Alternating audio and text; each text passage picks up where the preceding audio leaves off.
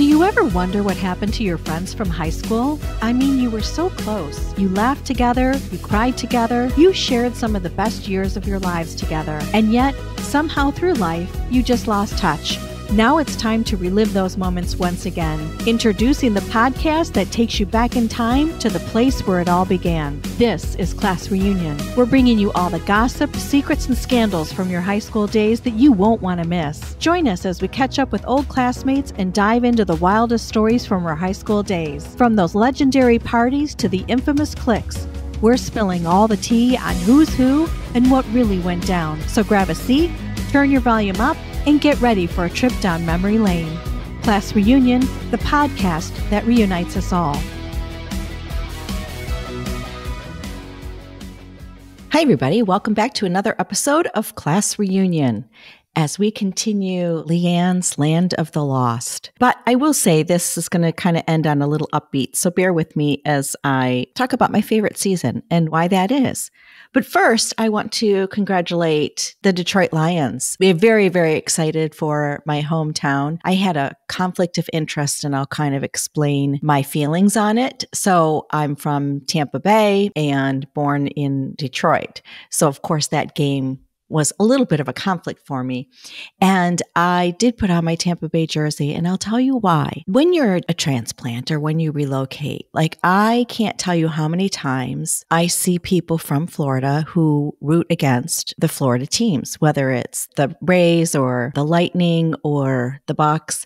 And I'll share a story in a minute, but that's like one of my strange pet peeves. And it's just from living in Florida. But I feel like everyone comes down here for the nice weather and they have such shitty things to say about Florida, and they'll always be a New Yorker or they'll be a Lions fan. And I'm kind of like, well, when are you going to be a resident of the state of Florida? So that's where my compassion goes for the players that I pay to support and cheer on. I feel it's odd for me to live in downtown to have access to such great sporting venues and then root against the home team. So that's my personal opinion. And also, when I was living downtown, I was right downtown, right next to Amalie Arena. I saw 2 Stanley Cup championships, and I was in a building where Gronk lived when we won the Super Bowl. I could see it from my balcony when the fireworks went off. I saw the boat parade from my balcony. 3 boat parades is pretty awesome. So I've had a lot of opportunity to cheer on a team that, just like Detroit, never was really expected to do very well. So in fact, when I came to Florida, I was like, oh my God, the Bucks are as bad as the Lions. I'm never going to have winning teams even down here. So I was really excited to see the revitalization of my teams. And downtown Tampa was really developed, and it's been very, very cool to see that transition. So that's my conflict, but it's really nice to see the Lions win. I was there in October, and it was loud even in October, and it wasn't a playoff. I mean, I'd been to several Lions games, but even in October, it was so great. So I plan on going back next year. I think I'd like to go to a Thanksgiving game, but all the best to my Detroit Lions fans. I hope you can line the streets of downtown. I also was privileged to take my son. He was just a year old in '96 when the Wings won, and that was fun to go to that Stanley Cup parade as well. So I'm just a diehard sports fan no matter what, but that was my logic for Sunday. And now we move on, and I continue to cheer Detroit to the Super Bowl and hope they win. Anyway, and by the way, I'm going on 17 years down here. Isn't that weird? That surprises me, but time marches on, and I'm on my 17th year being a Floridian. Okay. Back to the Land of the Lost. So I appreciate all the support that some of you have given me and sent out my way about my little trials and tribulations and my little meningitis baby. So we're going to continue on, and it does start to pick up the pace. So don't feel like it's going to be a bad episode. In fact, I think some of these things are quite funny that I got myself into. So let's carry on. We had all determined from the last episode that, an illness can bring a couple together or it can tear them apart. And in our case, it did. And I won't get into all the specifics, but we definitely struggled after my son's illness with bacterial meningitis. I had to go back to work, even though I didn't want to, and I'll explain that in a minute. But we did go to marriage counseling. So there was there was a 5% effort, and I'll tell you why it was only 5%. We went to a counseling session, and we went to a man and a woman. And I really liked the guy. Why we didn't pick him, I don't know what the logic was. I can't really remember.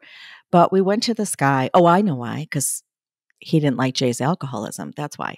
So we went, and this counselor was brilliant. He said, a lot of couples I see break up because somebody's had an affair. And it's heartbreaking, and it's very hard for people to compete with that and get past the feeling that, somebody else was more attractive or whatever the case was. And he said, Jay, in your case, your J and B bottle is the other woman in the marriage. And my jaw dropped.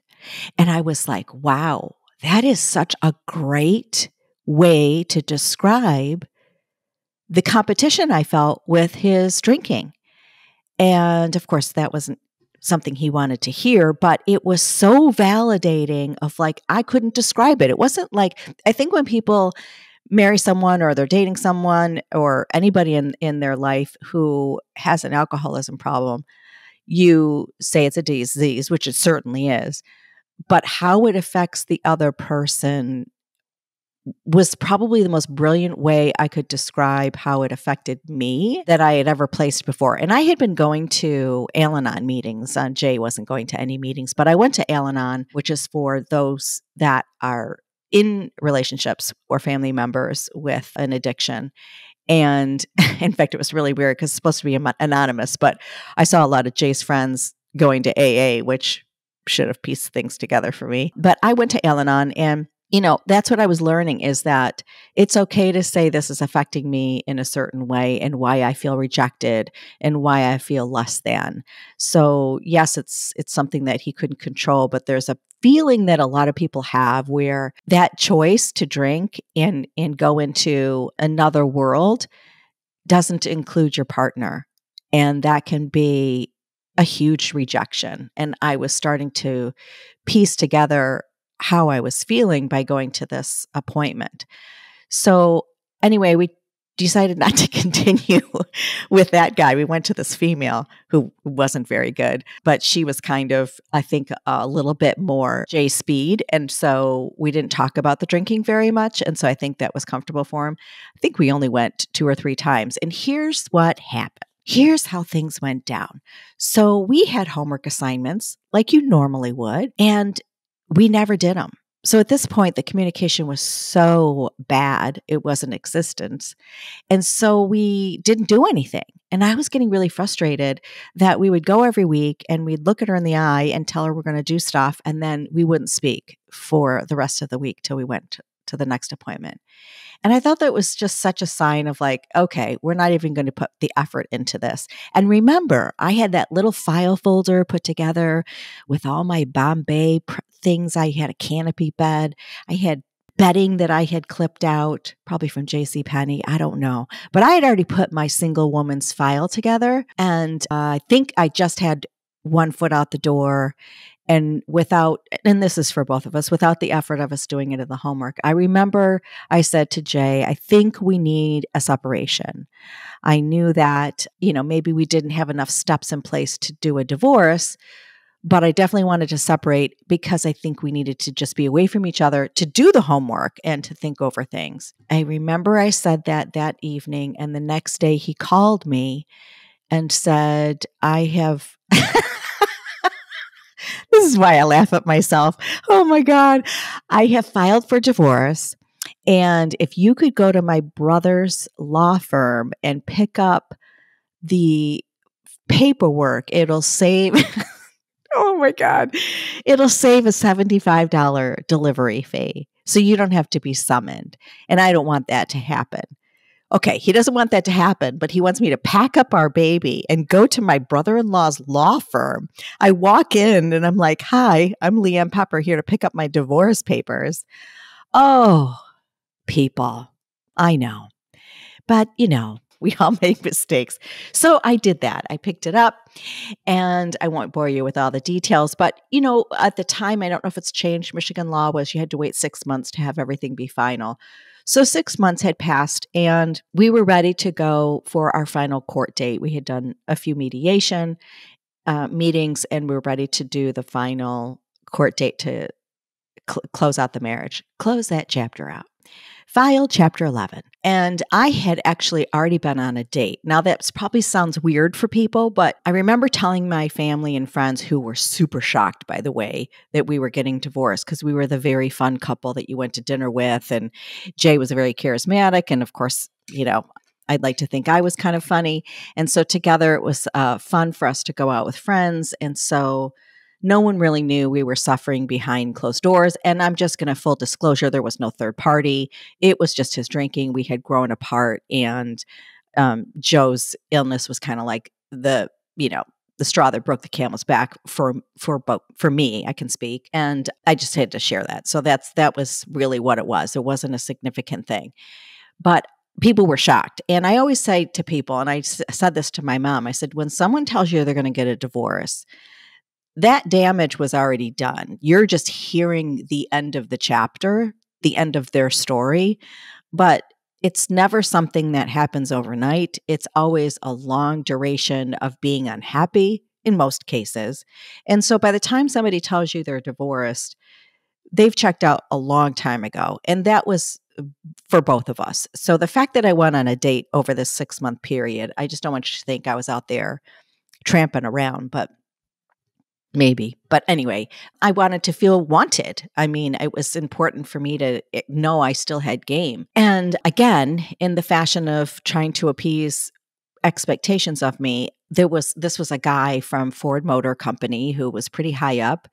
And I think his family had a place in Switzerland. He had a huge house in Plymouth. It was a little overwhelming because it was just not my scene. Remember, I'm just not that person. And I can't put my finger on why I'm not, but I'm just not that automotive wife. I'm not. We went out a couple of times and he put on the full court press, which was actually a beautiful thing for me to recognize that it can happen.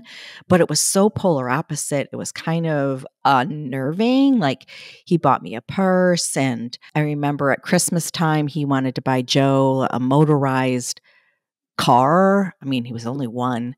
It was a lot. So anyways, I didn't end up in that relationship, but I'm putting this out there because he had sent me flowers after our first date, like huge, beautiful flowers. And it's the day before court and Jake came over and said, I just want to have a talk with you. And I was like, wow, that's interesting.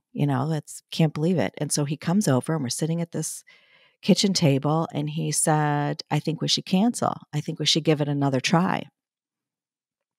Now, as romantic as that may sound, you all know how my proposal went down. It was lackluster. I think it was just a last ditch effort. I don't know. I know he always had trouble expressing himself unless it was in a speech to people. Like he liked to talk outwardly, not inwardly, if that makes sense. And I pointed to the flowers, which is probably mean. But I was like, yeah, no, I think I'm good. I said, Jay, I got these flowers after one date. Like, I don't think I ever got flowers from you ever. And vice versa. I mean, trust me, this is a two-way street. Somewhere the truth lies in the middle. So, and remember, he's dead. So I have to be nice about it. But I don't need to be nice about it. He was a real jerk. But anyway, I'm just trying to level out the story. So we went to court. And here's the weird thing. We actually were friends.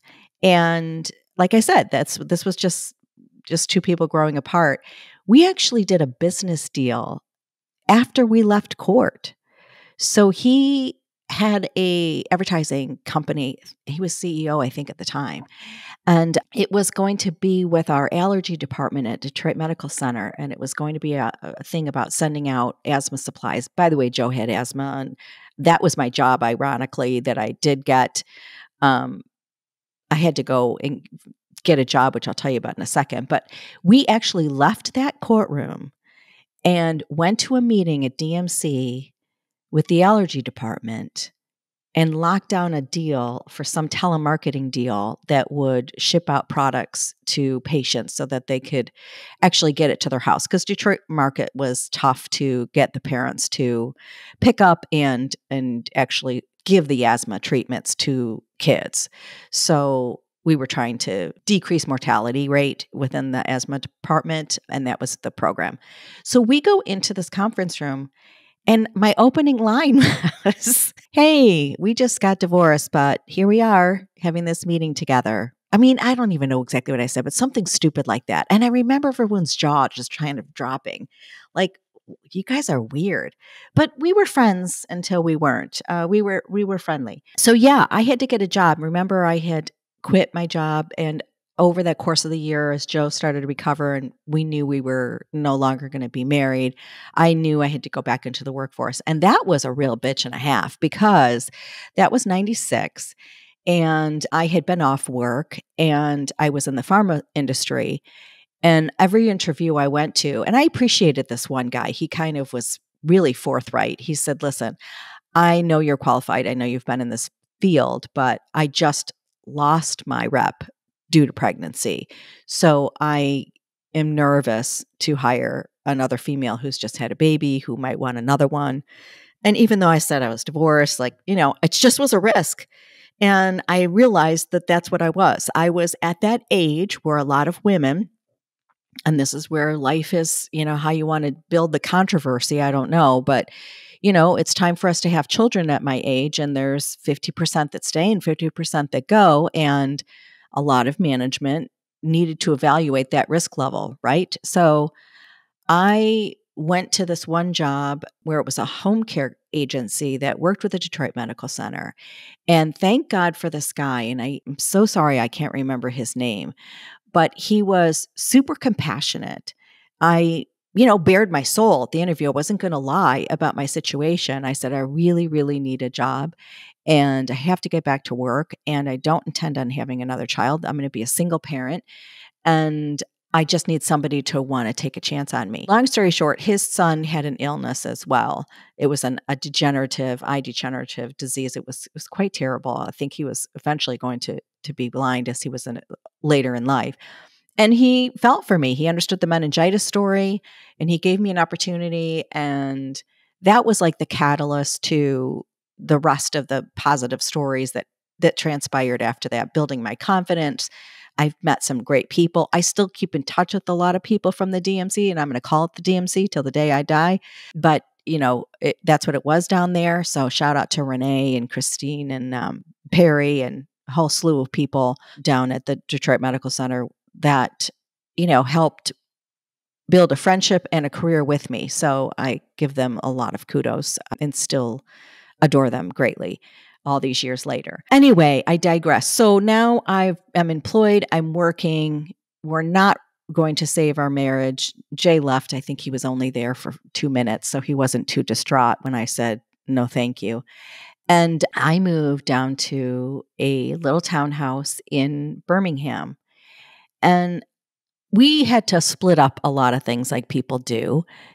And one of the things was I was realizing as we were splitting up our belongings, I just had no idea of who I was. And this is where it's on me. This is where I look back at all my decision making. And yes, I can be funny about, the divorce and some things that he did wrong, many. Oh, by the way, the day I really wanted to file for divorce is when he left him asleep on the changing table. This is a good story. I came home and he was in his lounger chair with a glass of scotch. And I was like, "Where's Joe?" And he said, "He's upstairs." And I went upstairs, and this kid is sound asleep on the changing table. He's on the changing table, which is on top of a dresser. mind you. There's no strap. He's just laying there. He's kind of looking around, actually. He wasn't asleep. And I mean,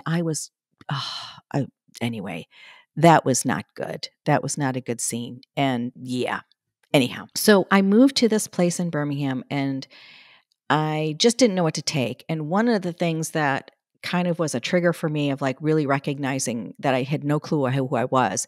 Remember the days when you would get CDs for 1 penny? You joined a club, it was the 1 penny club or whatever, and you'd fill out a form. I mean, God, everything seems so antiquated. It seemed so sophisticated at the time because we had like a big, I don't know, I forget the name of the speakers. They're still very clips or something like that. We still had a huge stereo system. We went in debt for that whole stereo set. But anyway, it was a big deal back then. And so even though things changed, we thought we were super uber cool because we had like a 3D CD changer. And we joined this club and everything was jazz. Now, don't ask me why, but like I just don't like jazz. I like quartets. I like jazzy things. I should probably learn more about what I'm trying to say here to not insult people that are in jazz. But the whole, 12-hour trumpet solo kind of thing or bass solo, I don't know. It was very almost Zydeco-ish that he liked. I can't explain it. But I was like, he said, I definitely am taking all the CDs. And I said, okay. Because I think I was probably still listening to Donnie and Marie. But yeah, I was kind of like, what do you like? You've sat in that house for 6.5 years of marriage, and every Sunday you've listened to jazz as you have your breakfast with your husband, and you never liked it. Like, who are you? And so thus came the, chance for me to explore a little bit more about what my likes and dislikes were, because I felt like so lost. I remember him really wanting that CD collection, and I acted like it was a big deal, but I was just not liking it.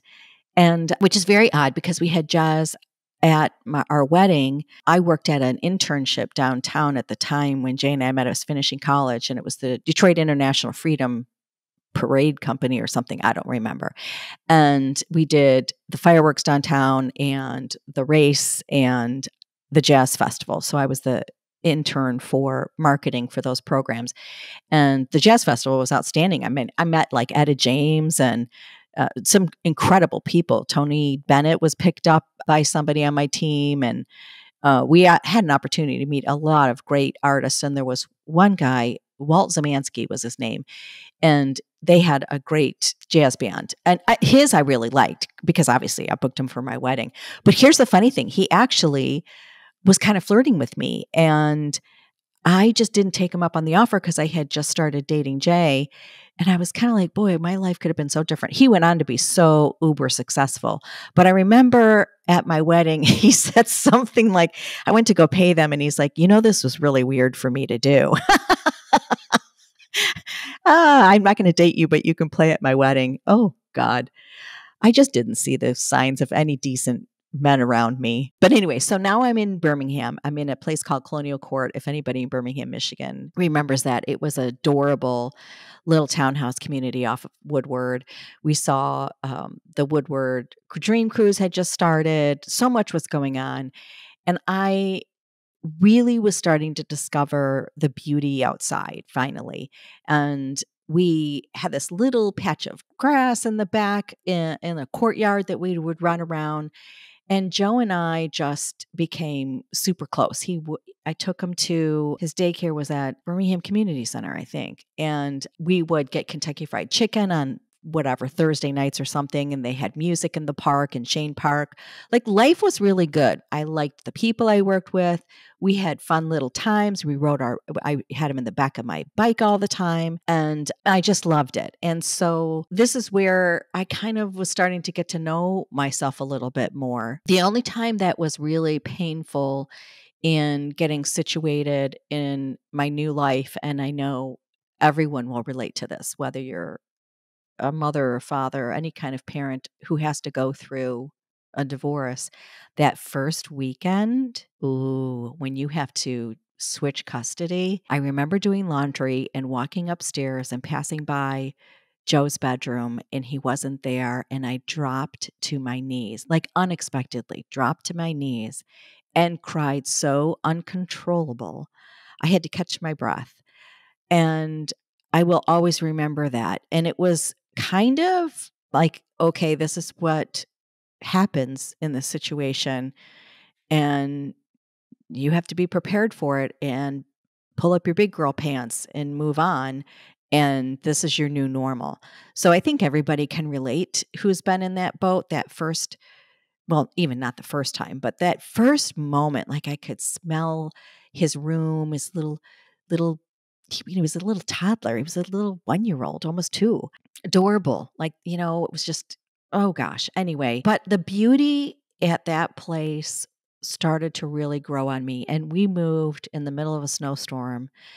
And by the time I was getting my footing, we had an older couple at the end of the row. And I'd come home from work every day and they would ask Joe how his day was. I mean, now we're going on 3 or 4 years old while I had been there, and took such an interest in him, whatever little thing he was making that day. And I felt like it was such a good community and sort of back home, right? I was back in Birmingham versus Dearborn, which, was just familiar to me. And this is where I started to really kind of figure myself out. I realized that spring became my favorite time of year.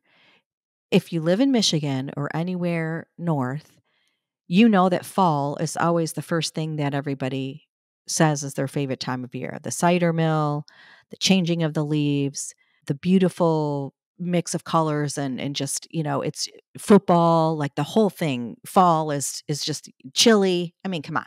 There's a lot to love about it. But all of a sudden, I was noticing the new life that would start on the trees. And that became my beauty. All of a sudden, spring was like the most magnificent thing that I started to notice at a really deep level. And I thought, yeah, it's new beginnings. And how beautiful that these trees get to blossom again and change colors and create new flowers for the season. And I started to have this obsession with tulips. So for me, as I started to grow in my new life as a divorced person, one thing I made sure that I did every year was get tulips. I just felt so comforted by my decisions, by where I was going. And yes, maybe I still didn't know my musical taste at this point, but I discovered that I love spring and that I love tulips.